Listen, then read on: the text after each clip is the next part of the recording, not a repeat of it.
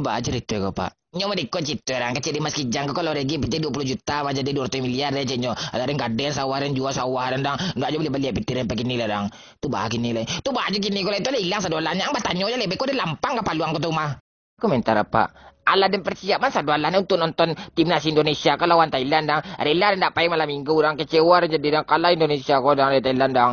Tuh bah gini kalau. Tuh bah aja gini kalau kalah Indonesia mang batanyo aja lebih kok langu pungguang tuh kok mah.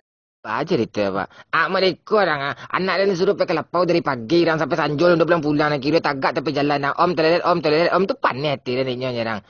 Coba ulang sekali lah pak. Kalau orang kecil kama ang batanyo juga dan lema kau lampang kapal lang tuh koma. Aja itu ya kok pak. Anyo berikut itu orang ada suruh kabeh jauh kau tuh jadi lapien aja jauh itu tuh masuk ke sawah dan nyerang lah habis padiran jauh tuh panen hati dan nyerang. Coba jalan sekali lah pak.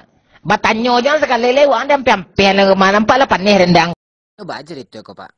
Nyawa di coach itu orang ada suruh anak dan pakai lapau balik talu 10 lagi PT 5.000 orang sampai sanjo orang ada pulang PT habis tertampar kepaluannya orang. Coba diulangi sekali lagi pak. Kalau ada kecil enggak mampak kak abang lo kok bakal nampian yang lain kok mah. Hey bro, kita hidup di rantau kayak gini harus pandai-pandai lah bro. Jangan sampai orang kampung kita menyangka kita hidup bangsat di rantau kayak gini bro. Kita harus gaul bro, pulang ke kampung itu bro. Ba aku tambah dalang mereka kau anggo ha?